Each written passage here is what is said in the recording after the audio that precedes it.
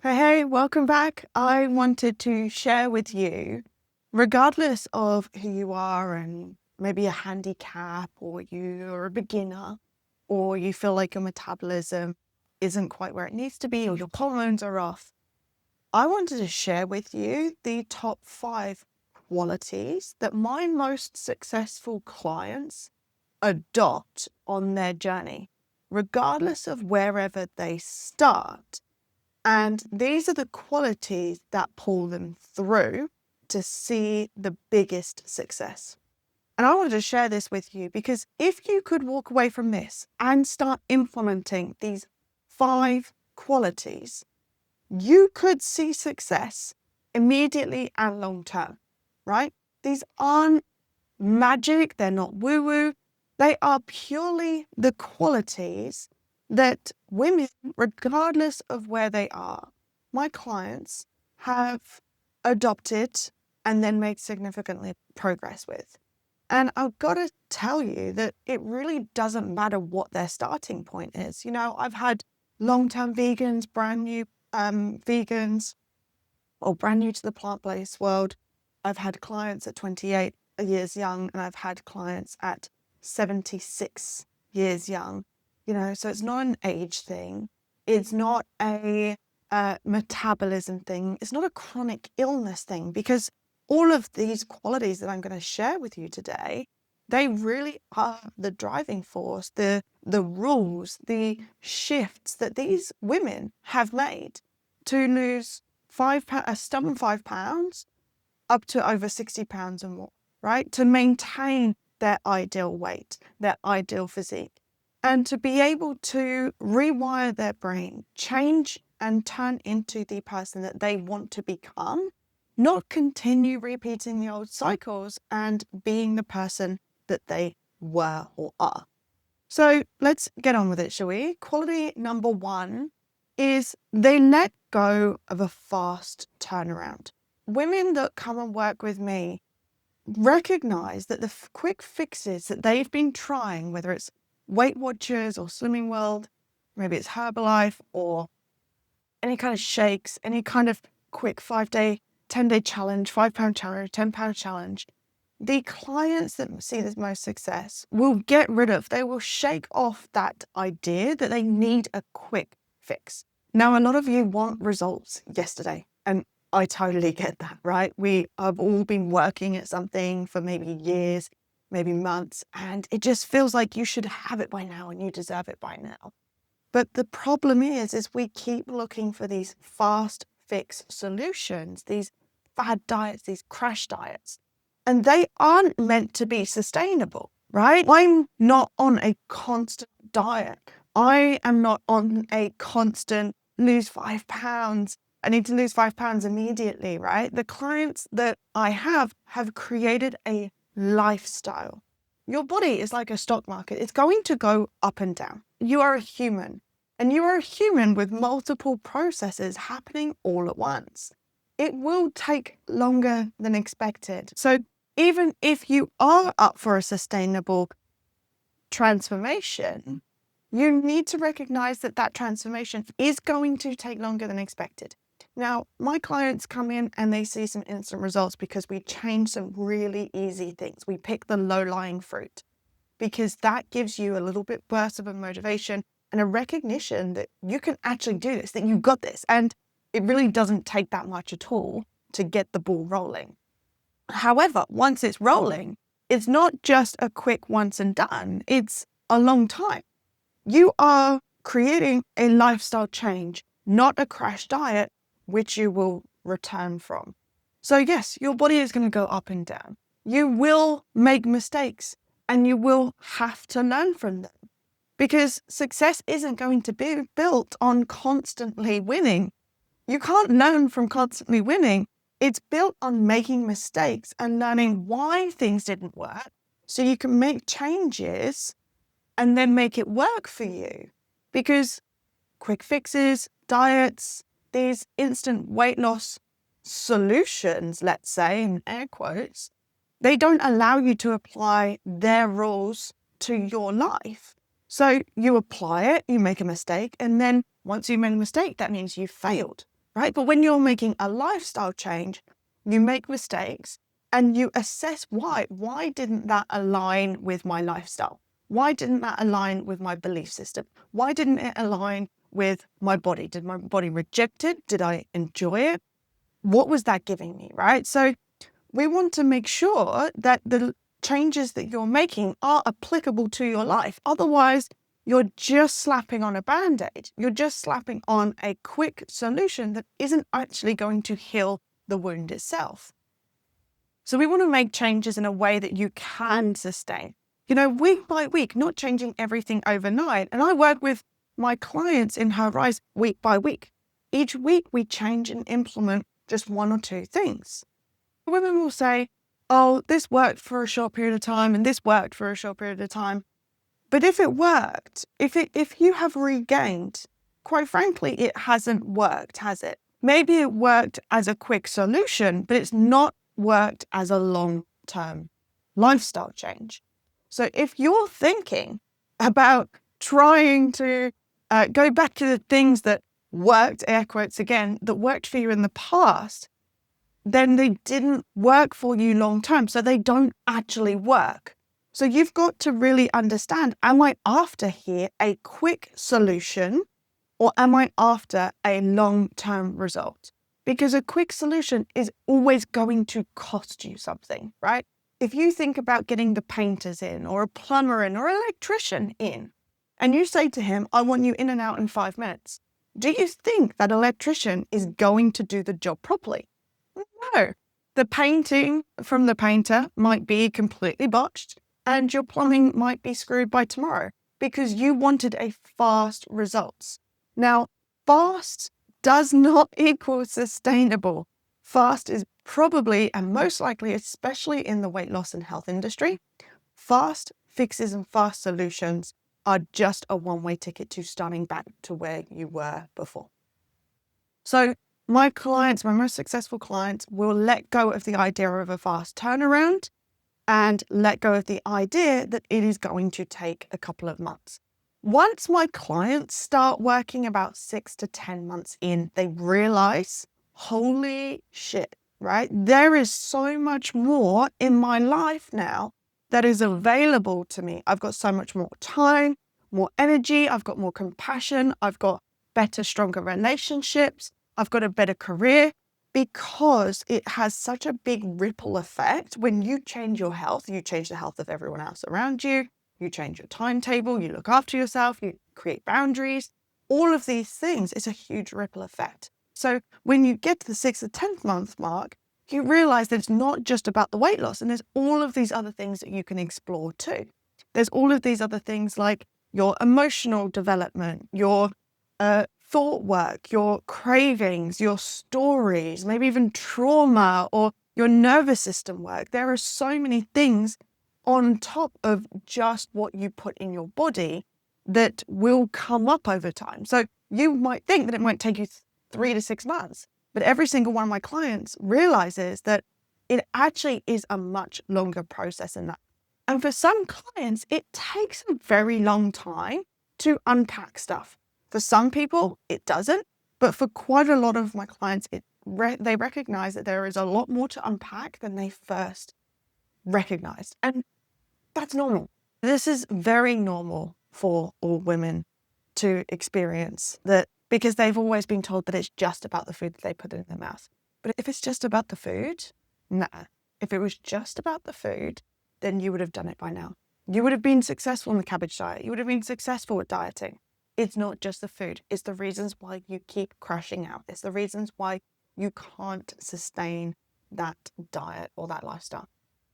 So the second quality that the most successful clients adopt is a mindset of data over drama.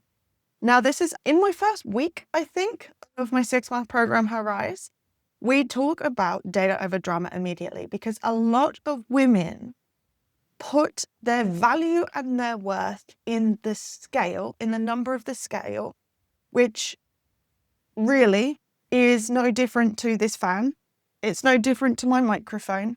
It is just a piece of technology that does what it's supposed to do. There is nothing wrong about the scale.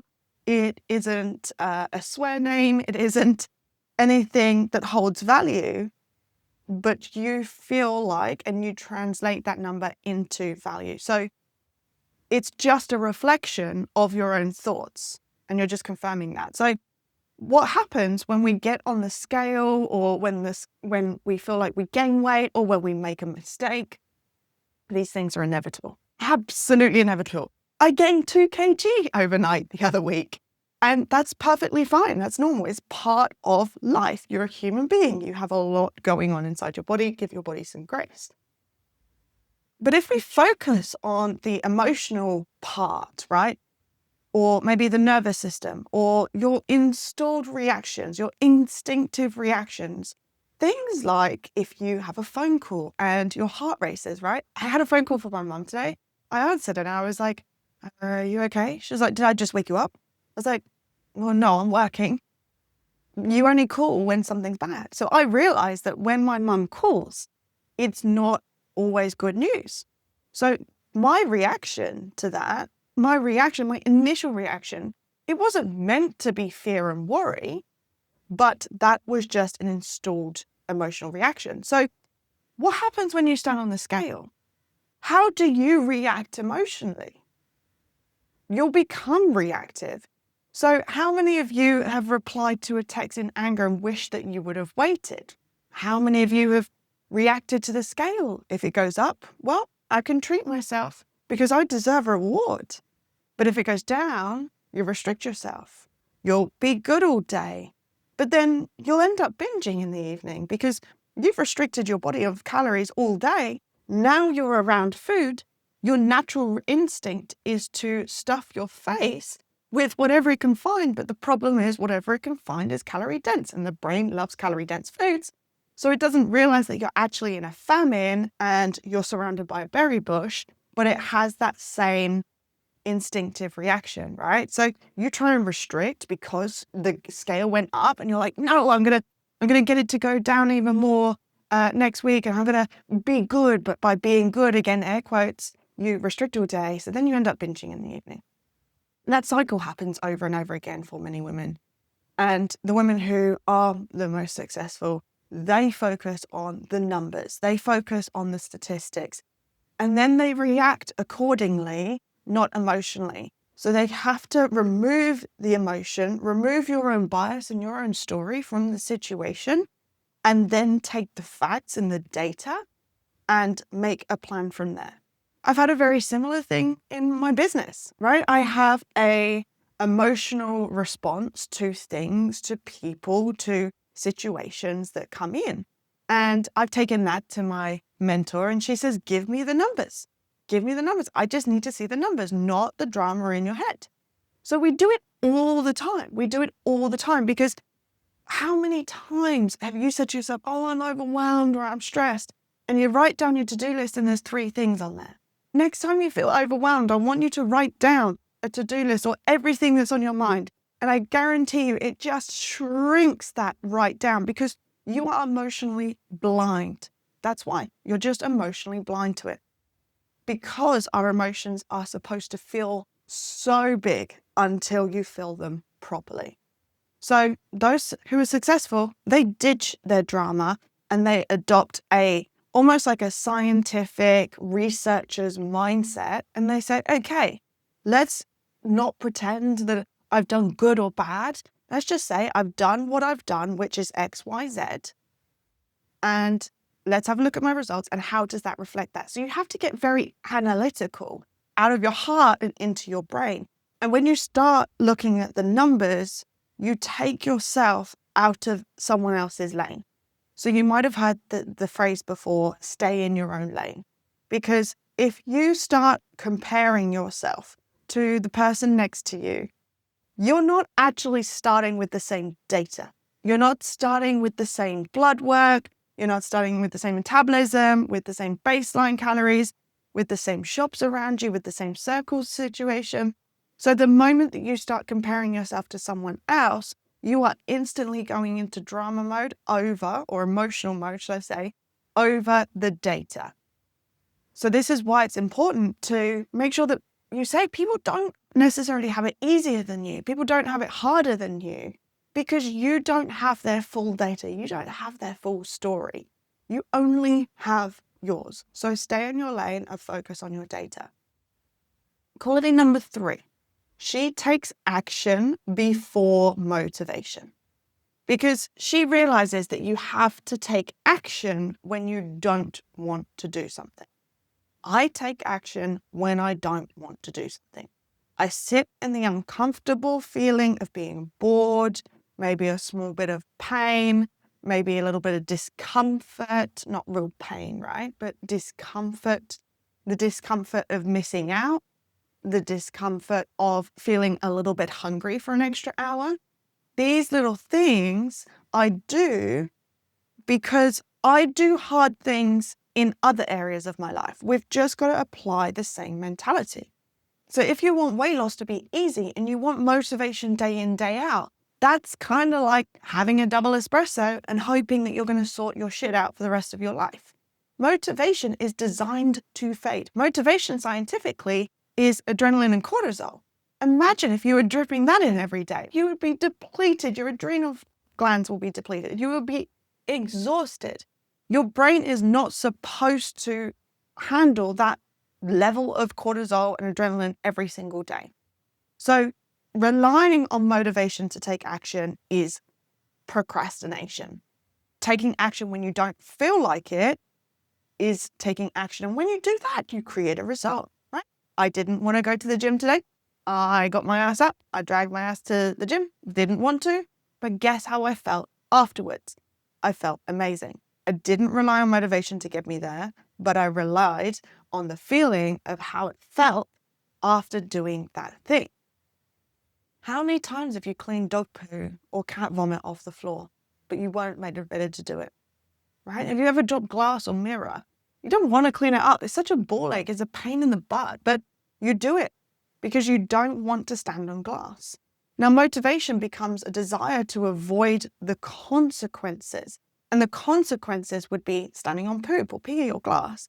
But we don't apply that same logic to weight loss. We want this gust of motivation to feel like I'm ready to change my life around. But realistically, we are never going to be motivated to turn into a different person overnight.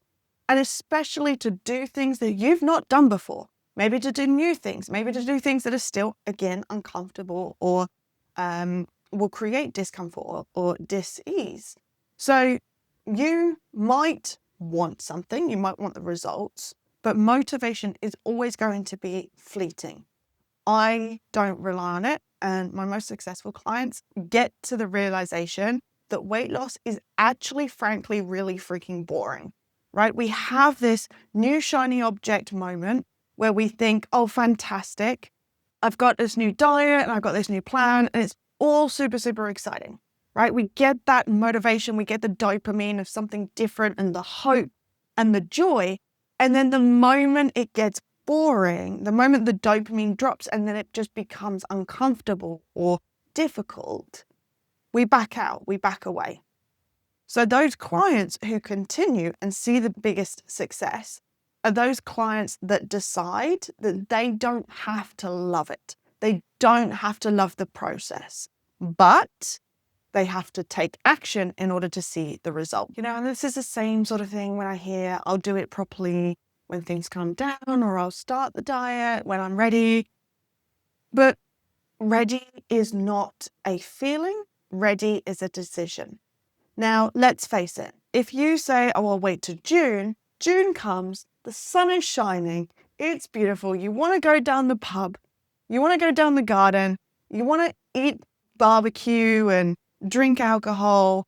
So then you say, oh, I'll just wait for July. And then July comes around and there's always something that comes up. So we always push off until you feel like this big burst of motivation. But the problem is, for most people, the motivation that they face is often life or death, is often a very severe consequence of not taking action. Now, I don't know about you, but I don't want to continue getting to a place where it's a life or death situation that I'm faced with, and then motivation still doesn't come. I've spoken to many women who have been diagnosed with something, And they come to me and they say, I want to change, I need the change, but I just don't want to do the thing. So even being diagnosed, maybe having a stroke, maybe getting diabetes. How many women are running around with pre-diabetes, but are still following the same lifestyle? How many of you have had family that have had a stroke or have had diabetes or heart disease or PCOS or IBS, and you have this family around you that have suffered, that are suffering, and yet you're still waiting for motivation? If that isn't motivation, then you're waiting for nothing. You are procrastinating. Be honest with yourself, because that's just procrastination. So those women take action when they don't want to, because motivation doesn't always show up, and it actually barely ever shows up. So quality number 4, you can't change the people around you, but you can change the people around you. Your social circle is imperative to your success. I talked about this on my free challenges that I used to host, and this is one of the biggest driving forces of following through that I have seen. So when you are around people,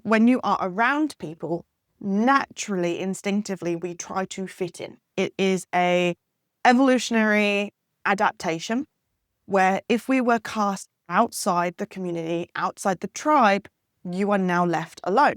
Same with wolves. If you think about the wolves that left out, they die, right? So we have that same wolf pack mentality where we want to fit in and be the same as.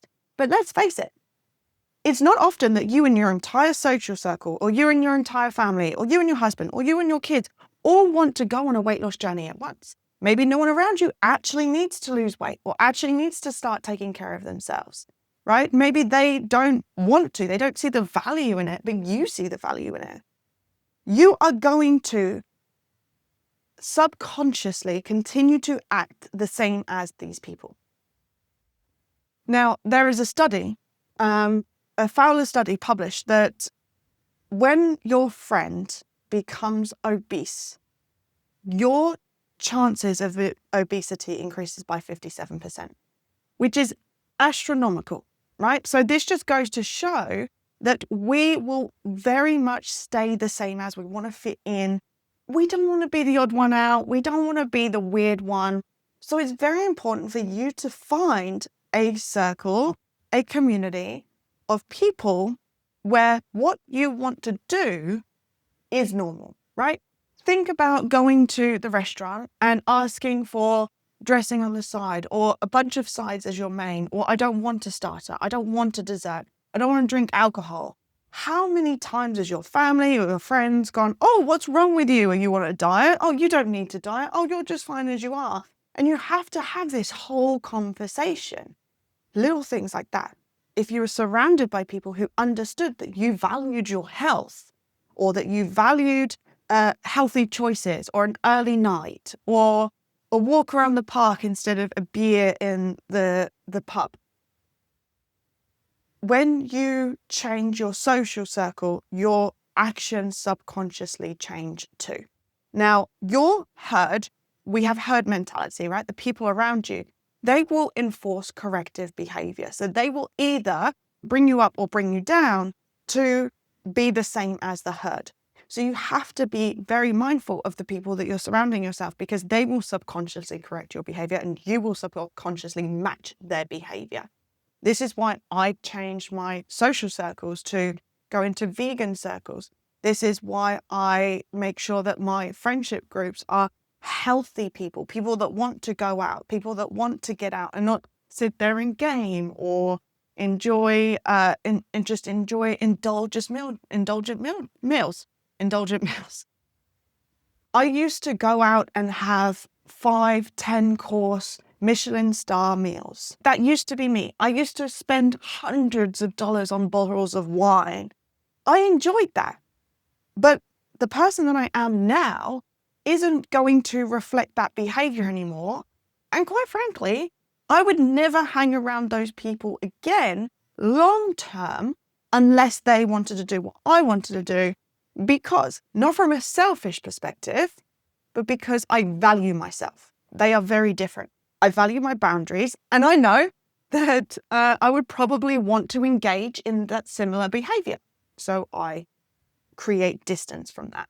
So making sure that the people around you are supportive of where you want to be. Maybe they've already achieved it. Maybe they're on the same program as you. Maybe they're in the same squad, the same group, the same gym, the same groups, right? They will change your behavior more than you can intentionally change your own behavior. This is why in both of my programs, I have challenges, I have group chats, I have group calls, because we create healthy as a normal, as expected. And that raises everyone's standards. It raises everyone's expectations. And quality number 5 that my most successful clients adopt is changing their belief system and identity. They shift from the person that they are to the person that they want to become before they're them, before they are her. Because when you change your identity, your actions become default and they become defaulted to that identity that you have. If you're someone who says, I'm trying to be better, or I'm someone who regains weight, or I'm always on a diet, that vocabulary is going to keep you stuck. There was a study about smokers and they got 2 participants and they told one person to say, I am trying to give up. And the other person, they got saying, I don't smoke. That person quit. The person that says, I'm trying, didn't quit. Now, yes, it feels like you're telling lies. It absolutely feels like you're lying to yourself, lying to your friends, lying to your family who have known you for decades. But the longer you hold that story, the more your brain will continue to repeat the behaviors that are in line with that story. So if you tell yourself, I'm trying to eat better, that gives you a huge amount of leniency. Well, I was trying. I tried hard. I tried enough. I'm trying my best. This vocabulary, this sentence is actually quite detrimental. You might think that you're giving yourself a little bit of compassion and grace, but it's actually keeping you stuck, right? We have to change the vocabulary because we have to change who we see ourselves as. There is no faster return than changing your identity first. You'll say things like, I don't eat that anymore. That's not who I am. I don't go to the pub, right? And again, at first, it's going to sound ludicrous because, well, you have. But from today, it is in the past. From today, that person that you were is the person that you were. It is now past tense. So you've got to think every single day, you're not lying if you say, I don't like that. I don't eat that. I don't do that. You're not lying because you're not saying, I've never done that. You're saying, I don't do that, which is present and forward thinking. So you are shifting your identity every single day into the version of you that you see yourself as, not the version of yourself that you were. Think about, I have to be the person, and so I will do the thing, and then I will have the thing. Be, do, have. A lot of you know what you need to do. You're smart, you're wise, but you don't have a knowledge problem, right? There's a lot of people, you can go and Google what to eat. You can go and get a meal plan from ChatGPT. There are billions of recipes online. You can do that. It is the implementation and the action taking that you struggle with, right? You will probably find the implementation difficult because that's not your identity. That's not who you are. That's not who you were. That's just not part of your identity. I don't identify as someone who gets up and goes outside and paints the scenery because that's not me, right? If you keep saying that about someone who's healthy, oh, that's not me. Oh, I wish I was that person. If you look at other people and say, oh, I wish I could get to the gym. Well, yeah, you could. That's not a lie. It's not something that's unavailable to you. You can access that. So we have to stop lying to ourselves and stop stripping our future self of that identity. And that includes when you say, I don't have time. I don't have time to change. I don't have time to plan. I don't have time to prepare. That is a lie that we chronically tell ourselves all the time. You absolutely have time. Everyone has time. Stop blaming time and start blaming the priorities. Because right now, your priorities just don't allow that thing that you don't think you have time for. That's it. If this was helpful for you, I would love for you to comment the word series, and I will put you on the wait list because I'm creating a free, healthy, plant-based weight loss mini course, and I will send that to you via email as soon as I get it together. So thank you so much for coming. I hope this was really helpful. Make sure you comment series, and also let me know, what qualities are you going to adopt today?